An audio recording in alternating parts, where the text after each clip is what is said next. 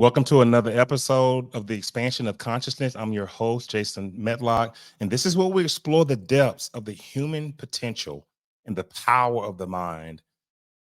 Now, today we're going to have a privileged guest, and she's an extraordinary guest, in my opinion. Her name is Hope Fitzgerald. Hope is a visionary speaker, intuitive dowser, and the author of the transformative book, The Infinity Wave. This book and Hope's teachings guide individuals towards rapid and profound personal growth by embracing the power of the 10th dimensional energetic tool revealed through life-altering visions in 2010. Her work has touched lives around the globe, facilitating a journey of awakening and empowerment that transcends conventional boundaries. With a rich spiritual teacher, coach, and end of the life midwife background, Hope brings a unique blend of wisdom, compassion, and a deep understanding of the interconnectedness of all things. Today, we will explore the mysteries of the infinity wave, explore the ancient art of dowsing, and uncover the pathways to spiritual evolution. So, let's open our minds and hearts and welcome Hope Fitzgerald. Hello, Hope. How are you today? How you doing? Hey, Jason, doing great. Thanks. Great to be with you. Awesome, awesome, awesome. We're happy you're here, and excited of all the ancient wisdom and some of the modalities that you've worked on, that you've experienced, and that you're going to share with the audience. I mean, I encourage you to share everything you have, but I'm sure this is going to be a great opportunity for people to learn about you and learn about some of the things that you've been working on. Well, I hope so. I'm so happy to be able to talk about it. Absolutely, absolutely. So, this whole deal about the infinity wave, Hope. I mean, it sounds like something that's very profound, and that's a transformative tool that you use. Can you explain the infinity wave and how it was revealed to you? Sure, be very happy to. So, I grew up really with a very spiritual orientation, but I kept it very private because I found when I talked about it and all the exploration I did in all these different religions and philosophies and healing and angels and you name it, I've been there, done that. But I kept it private because whenever I talked about it to the uninitiated, I got a lot of rolled eyeballs. And so I learned, I have one track that is my regular life, and I have my other track, which is my spiritual life. And that's how it went until 2010. Following a very, very challenging year, I went for sound healing workshops back to back. I was just so intent on changing my inner landscape. I call it scraping my inner bowl clean. And I came out of that completely clean.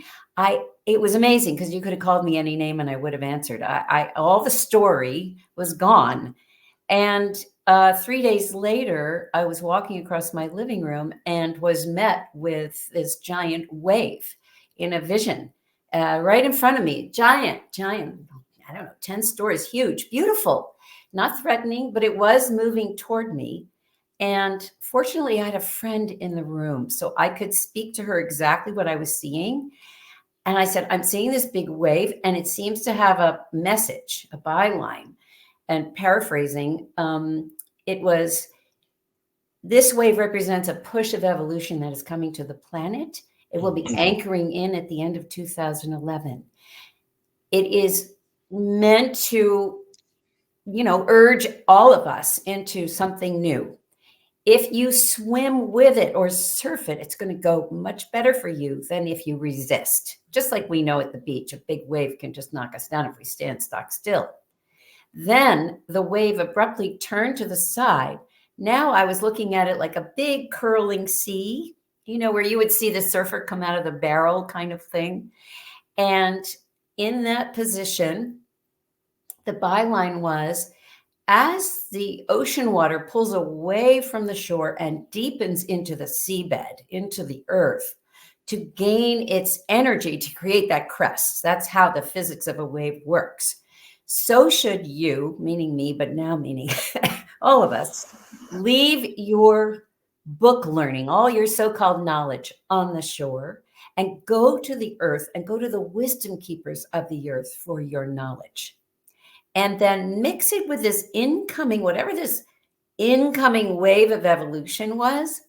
And then the curling sea didn't just fall back, the water didn't just fall back into the ocean.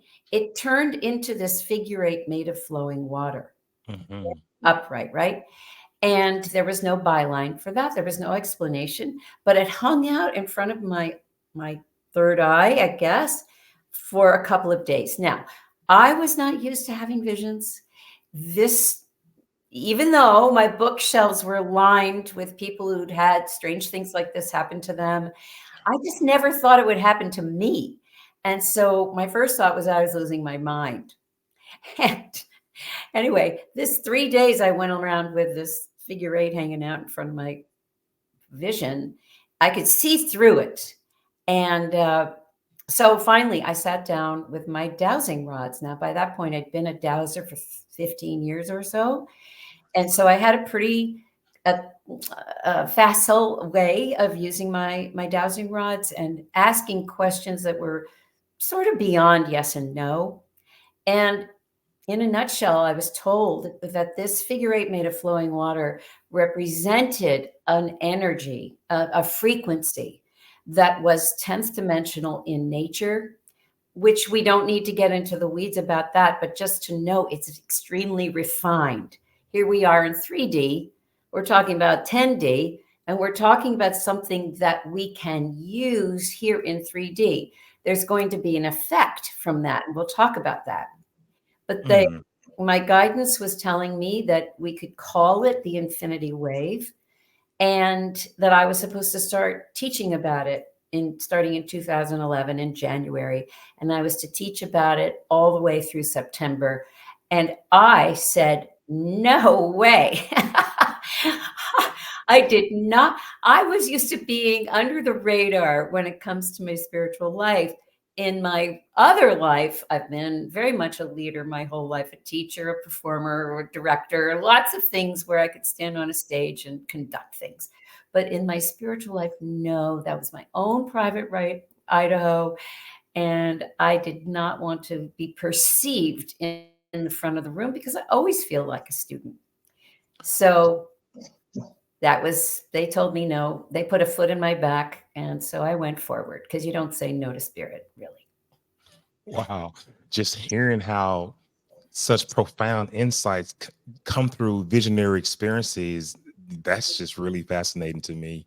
And I hope our audience and our listeners can gain so much by just understanding not just the tool itself, but the process of your revelation. And it's pretty exciting. But Pat, you've been a dowser for over 30 years. Can you share how dowsing has influenced your spiritual and intuitive practices?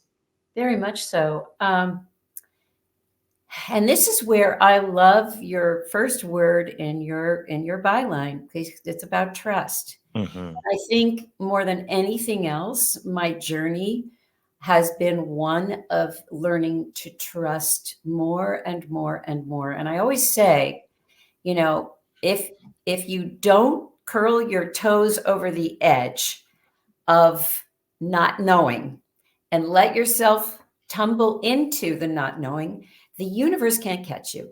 If you won't fall, the universe can't catch you. And it is ultimately in that letting go, that ultimate trust, that all the blessings come, all the greatness comes. So this has been a trust walk for me. And how I got there was through dowsing. I learned to dowse many, many years ago when I was studying feng shui, which is a way of working with the elements in a room. It's an ancient practice. And I learned initially as a way to balance a room so that they have enough fire, water, air, etc. And it's an easy way to do it rather than having to do the math, because there's a lot of math in feng shui, but dowsing is easier. But then I learned that I could dowse for certain auspicious dates and times. And then I just sort of went to town with it.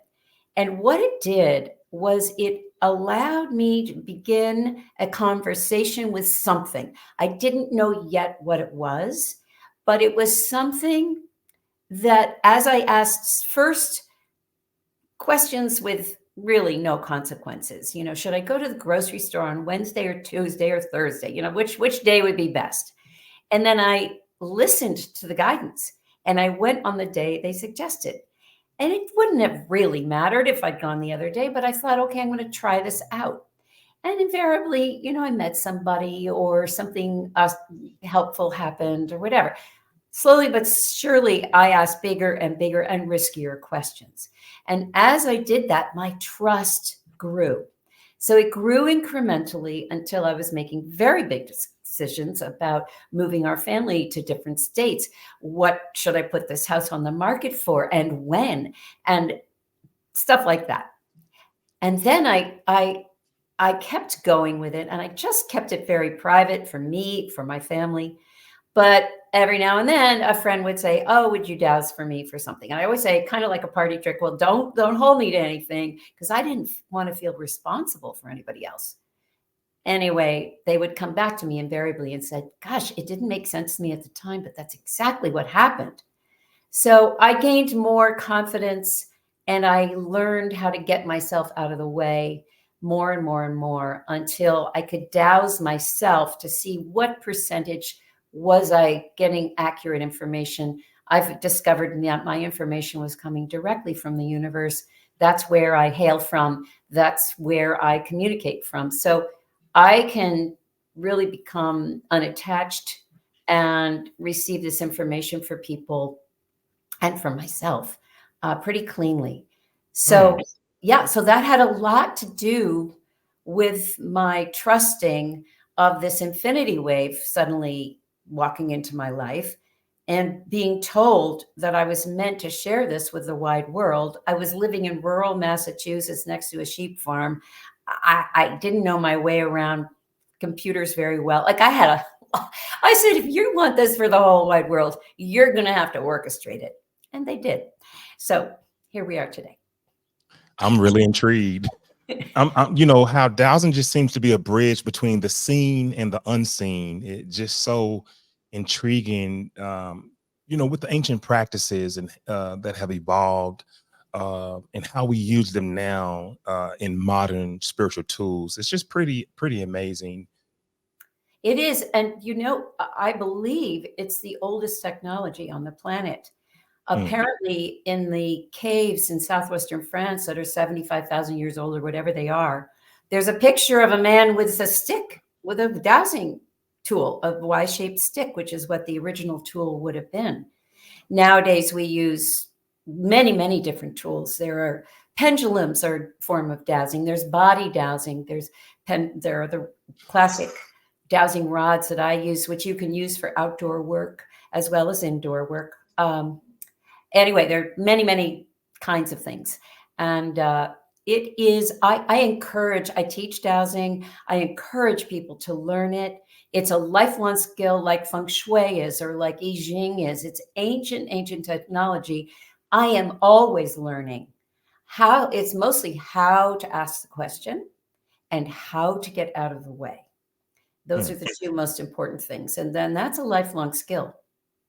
So, Hope, in your book, you discuss using the infinity wave to navigate personal and collective growth. Could you give an example of someone? How could they apply this to their daily? Sure. Well, let me just go back to when they told me I had to create those workshops. Yes. And I dowsed. Okay, how many what does the workshop look like? Looks like 3 weekends, one per month. So I had to come up with, 3 full weekends of material, and I didn't even know what this thing was. Oh gosh, I was so terrified. So I would sit down once a week with my friend who was there when the visions came in. And I would sit with my rods and I'd say, I sure hope something, please give me something. So in would pop, my voice would get very deep, low, and slow. And these practices would come in one per sitting. So I had 3 practices by the time I had the workshop at the end of the month. And then because in my dowsing with all of this, they spoke about evolution multiple times. At that time, we were really not thinking about evolution as happening in the foreground. We were very still used to it in the background, slow and steady, you know. I had been to a community in northern Scotland when I was 21 called Findhorn. And I had learned there a version of evolution taught originally by Teilhard de Chardin, the 19th century Renaissance man, philosopher, anthropologist, priest. And this form of evolution spoke about, among other things, that we were entering into a phase of the Superman, but today we would say superhuman. And this was a human that had even a bigger head. And guess what? Skulls are getting bigger. They have been getting bigger over the last 30 years. But it's more referencing our capabilities, our ESP, our attunement, our manifestation, all of that kind of thing. So I went back to my studies from Findhorn and I cobbled that together with modern science, which I had been following, and put it together with these practices that were, when I looked back after the 9 practices, the 3 weekends, I realized that they were a step-by-step process to take us from one point on our spiral of evolution to another. They were basically an evolutionary leap, a recipe. I would never have figured it out myself. It deals with gravity. They deal with time. They deal with multitude of things that I were totally beyond my little brain. Okay, so why I'm saying that is there's a way to use the infinity wave that is this deep transformative opportunity, okay?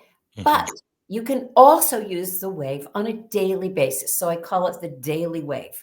And I describe that in my book. So how can I give you a description? And if you have the book handy close to you, show the audience while you're talking. Oh, sure.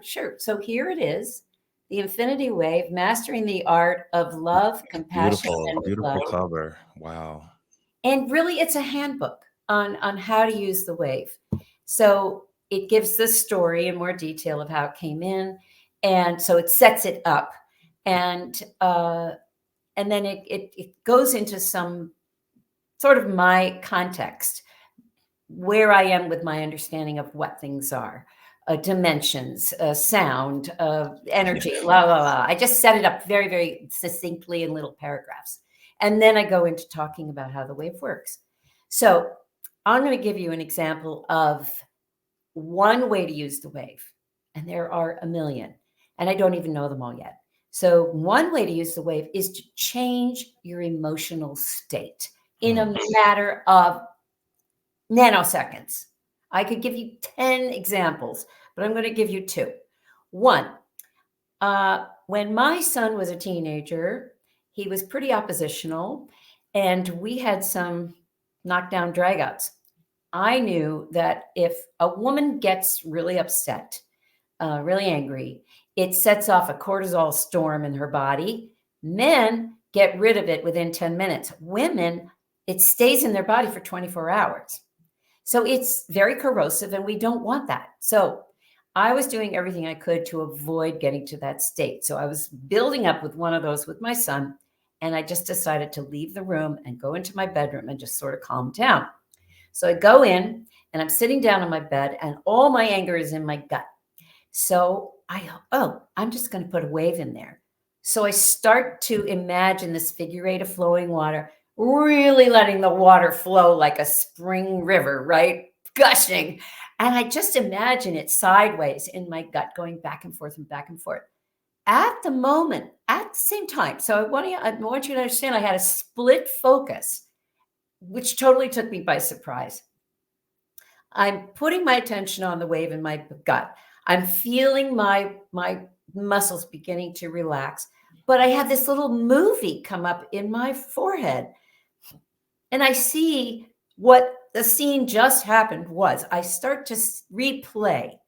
And I see where I contributed to upping the ante in the argument. And I thought, I can see my part in this. Okay. Then I'm still working on the wave. My body is starting to relax. Then the scene changes, and I see what I can say to my son that will help to bring everything down and help to repair the relationship. Still working on the wave in my body. Then I see us having a conversation and actually laughing over how ridiculous our argument was. Okay, now my eyes were closed, my body was now relaxed, I was laughing. I thought I was there for about half an hour, right? I thought it was taking me forever to completely do a 180 in my change of state. I opened my eyes, it had been 5 minutes. 5 minutes. Mm. And I had saved my body from a cortisol storm. I'll give you another example. My girlfriend needed very delicate, kind of dangerous surgery on her neck involving bone, nerve, and muscle. There was only one doctor out in Beverly Hills, of all places, who could do this surgery. We went out there. And my friend studied hypnosis before surgery. And one of the things they said to do, which probably your people know because I know you're into hypnosis, but was to write down for the anesthesiologist what you want them to say when you go under and come out for better recovery rates. So she did that, and she did it on a beautiful piece of paper. We went through the whole process, got her in. She's got her cap and gown on. She's got her paper clutched in her hand. The last thing we're waiting for is to meet the anesthesiologist. Waiting, waiting, waiting. Finally, this middle-aged gal came in with a clipboard to her chest like this. Yeah, take your drink. We know you're under the weather, and we're glad you're still sharing these beautiful stories with us. So you're okay. Thank you. So she's got on this strange surgical cap. I've never seen anything like it. It looked like a little pizza hat when kind of puffed out, and it had little red flecks on it. Very unusual. So I'm sitting at one end of the bed at my friend's feet. She comes and stands on the other side of the bed at the feet. She never looks at my friend. She doesn't take her eyes off her clipboard. She never looks at me. Who cares if she looks at me? But I'm just describing a person who was kind of frozen in an ice box or in a cube of ice.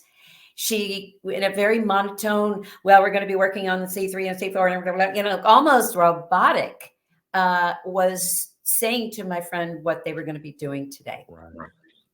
My friend, I could see, was starting to big eyes and starting to get very, very upset because she's already scared to go into this surgery. And everything was hinging on having a good anesthesiologist who would do this, read these words that she's written on the page. I was looking at this gal. Now, if I hadn't been working with the wave for a year, I would have said something like, oh, listen, my friend's really upset and nervous. Could you just try to help her out a little? I would have done something human like that. But because I'd been working with the wave, I was no longer in that mindset. And I just went, gosh, I don't like this picture. I want a different one. And as I had that thought, I said the words, I like your hat, with no inflection. I like your hat. But out of my solar plexus was this pop, and this wave just popped out of me and popped onto her. And I saw her head lift up, turn to look at my friend, say, hey, babe, how are you doing? We're going to have such a good time. I'm going to take such good care of you. Oh, what do you have for me? It looks like a recipe. It's so beautiful. You want me to say this to you as you go down and under? Yeah, I'm going to do that. I loved it. And she went from frozen to chatty Cathy in a nanosecond. And both my friend and I were jaws on the ground, eyes like, what just happened? Now, my friend didn't know what had happened, but the wave knows, it's conscious, it's intelligent, it knows what's needed. And that poor woman, who knows how many shifts, who knows if she had sick kids at home, who knows how little sleep she'd had, for whatever reason, she had not been able to rise to her best self until the wave bathed her in what is in the water of the wave, which is 10th dimensional love and compassion. That poor woman needed love and compassion more than anybody I had ever met at that moment. And she got it, and she just blossomed into this beautiful human being who took beautiful care of my friend. See, I think that these practical applications of spiritual tools, this is the kind of thing that's crucial for the audience, especially for those looking for tangible ways to enhance their personal development. And to hear a story like this, it's just it's just absolutely amazing. But I want to talk about your workshop, the workshop you have, you awake, Oh, mastering the art of change, and you're addressing the dynamics of change. Can you tell us what are some of the key strategies you teach for embracing change? yes, sure. Well, actually, it so much of this came out of the infinity wave because we are to harken back to what I said about evolution. I realized that what we were now talking about is conscious evolution.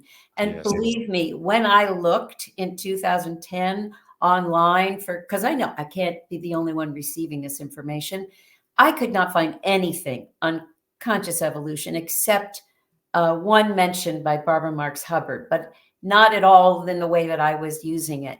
So not only that, but I looked for the infinity sign in places like logos and packaging and jewelry, etc. Nowhere to be found in 2011. But they had said it'll anchor in at the end of 2011. Sure enough, 2012, somebody hands me a cappuccino with the infinity wave in the foam. And that was the beginning. Now the infinity sign is everywhere. Everybody has it in their logos. They don't know why, but it's present. It's in the field now. So why I'm mentioning that is that the wave is about helping us with our conscious evolution. When we went through what we've been through in the last 4 years, a lot of people shut down. A lot of people became like that anesthesiologist and became kind of frozen. I just saw it everywhere, and I felt it in myself as well. But thank goodness I have been working with the wave for so long that I didn't I didn't stay there for very long. I mean, I just, it's just who I am now. But I felt the tendency to lock down, which is what we do when we are confronted with change. Most of us freeze. It's just normal. You're in the cave, you're safe in the cave. All of a sudden, for some reason, you're supposed to move from the cave. You don't know what lies outside of the cave. So you hang on to the cave as long as you possibly can. It's just hardwired into our beings to resist or to just freeze. However, that's not where the juice is. That's not where the growth is.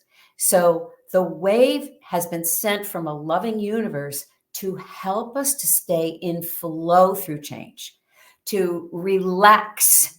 There's your second word, to Yes. relax and trust into the flow that this change is happening for me, not to me. So in our workshops, my beautiful colleague Gary Malkin is an incredible composer, and his music is the only music I use for my channeled meditations because it's so expansive. It puts me right in the zone immediately. And he has, so we put together a workshop that has 4 modules. The first one has to do, it addresses unacknowledged grief. Any shamanic, and I've done a lot of shamanic work, any shamanic work, the number one thing you do is say, what do you want to let go of?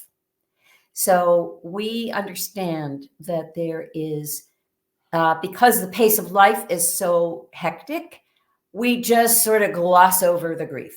And it gets buried in our systems, buried in our bodies, buried in our emotional fields, and starts to drive our bus. Some of the grief is ancient. Some of it is literally from our great grandparents. It's a lineage thing. Some of it is from the womb, some from childhood, whatever it is.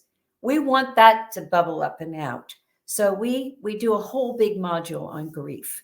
and get that. We do a practice in each of these modules, a practice that has been channeled directly for this purpose. The next phase, once we're softened up and we've loosened up, many times when we see memories and things that we need to let go of that are encouraged in that practice, well, what comes up is perhaps a person or ourselves that really still requires forgiveness. And so the second phase deals with forgiveness and self-acceptance, self-love. Those are all linked together. And I tie those threads together. Then, now that we've forgiven, now we're so vulnerable and available. So then we move into this module that is about facing the awe, the mystery, the fact that we are these infinitesimal little beings, and yet we are great creators. We have these multiple ways of existing in this universe, and we get to actually face our leave taking, because this is finite this time here. And most of us have not ever had to sit down and face that. When we do face it, we are so freed up, because facing it gets us through the fear, gets us past the fear. Once we're past the fear, we don't really realize how much the fear is dictating our lives. But once we're past the fear, oh my goodness, this gratitude is what springs forth. It's gratitude for this present moment and for this life. And that's the fourth module. And joy. Wow. Awesome. And change is inevitable. And I'm just very, very fascinated on how people can use your program to invoke some level of change in their life. And I just want to encourage the audience to listen to everything that you're saying, because in any of the programs that are out there with using the modalities to make this change or take this next step, a person really has to set their intentions, and they really have to open themselves. And I think that's very important. But I want to get another question into you. What are you most hopeful about in the future of human consciousness in spiritual awakening? Well, I love the fact that there are so many wise spiritual voices out there. There's literally someone for everyone. I love the fact that it is cooperative and not competitive. At least it doesn't have to be. That's how I perceive it. Yes. As a result, more and more people are awakening, and there is a numerical place that we can reach when the scales will tip. It doesn't have to be everybody. It's just a percentage. If we reach that percentage of spiritual awakening, then our timeline, our future timeline, will tip into the one that I believe is the new earth and the new consciousness, and it's going to be beautiful. The wave is meant to help us with this balancing act. We don't have 3 years ago sit in a cave and stare at our belly buttons anymore. We have to have something fast.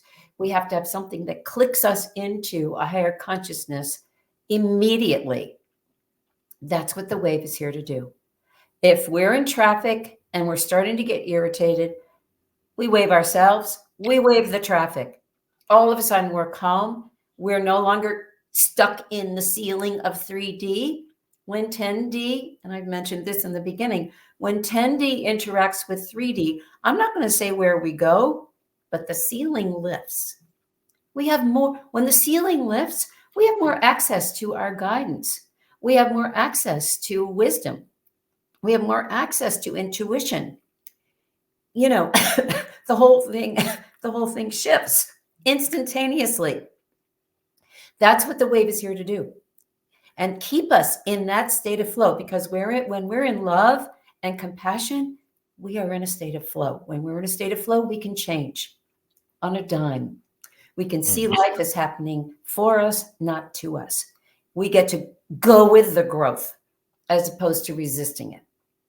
So I see this as very positive. So Hope, can you tell the audience how to find you, the programs you have, what you're offering? Can you just kind of talk? Let's talk about you right now. Can you inform everybody exactly what you have and how they can benefit and how to find you? Sure, sure. Well, my website is spreadinfinitehope.com because it's not all on my shoulders. We all have to do it. I give free channeled meditations on most Monday nights of the month. I offer other programs on Monday nights and other programs during the week that are free. I interview wise people once a month. I also conduct trips around the world once a year. I douse for where I'm going and when to go. And I've done, I don't even know, lost count how many trips I've done. South Africa, England, UK, Peru, Easter Island, blah, blah, blah, lots of places. And those are transformative. This year, I'm giving a workshop in Mount Shasta over the 888 because this is an 8 year. So that's my number. So we're going to be in Mount Shasta, and you can see that on my website.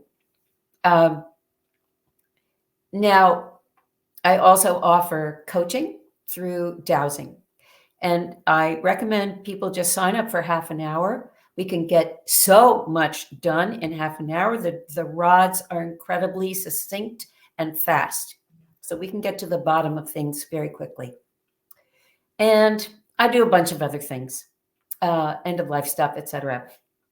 But I want to make sure to mention my u-awake.com,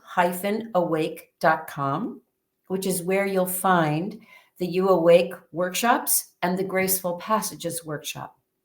And we have a You Awake workshop coming up in July online. So I encourage people to check both those sites out. And I've got a Facebook page, and all that good stuff. Yeah, give me your handle for Facebook and Instagram and all that. And it'll be in the show notes, but I want them to hear it from you as well. Well, it's Spread Infinite Hope. And I think that's what it is. Yeah, Spread Infinite Hope on Facebook. Okay. And Okay. same on Instagram, I think.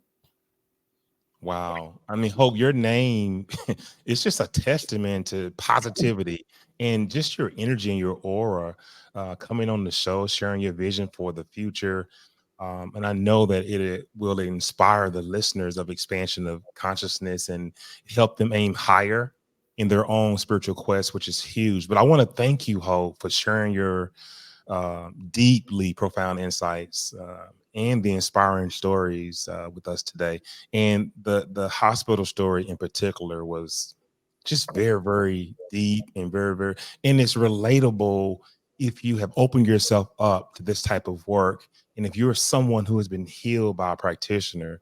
But this has been a truly enlightening conversation. And I'm sure our listeners are moved and motivated, just as motivated as I am. And I just want to thank you. Oh, thank you, Jason. It's been such a pleasure to be with you. You've got such a great energy too. I really feel relaxed and willing to discover with you. So thank you. Definitely, I want you to come back. There are so many other things I wanted to ask. I want to do a part two if you're up to it, and we can get it going. After we get off. But let me close this out, and I'm gonna move you to the back, and I'll come back in 1 second. Thank you so much. Wow. For everyone that was tuning in, if today's discussion didn't resonate with you, then I don't know what will. But I encourage you to delve deeper into the teachings and practices of Hope Fitzgerald. I mean, she's shared with us some wonderful things today, and we're going to have her back. We're going to have her back. And don't forget to go visit her website, and the information will be in the show notes. And you'll get information on where to find her book, The Infinity Wave, and you'll learn more about her workshops and speaking events. And because this lady is fantastic, but it's time for each of us to embrace the transformative power within and contribute to the collective evolution of humanity. So I want you to remember to subscribe to the Expansion of Consciousness on your favorite podcast. You can go to Apple, you can go to YouTube, and subscribe at Expansion of Consciousness, and follow us on Facebook and Instagram, and share this episode with anyone who would benefit from today's deep dive into expanding their consciousness. And together, let's spread the hope and awakening far and wide. Thank you for joining us today. Keep expanding your consciousness, and remember, every moment is an opportunity to transform, guys. Until next time, stay inspired. And the 3 words that we always go by on this show is trust, relax, and discover. Thank you so much. Good night.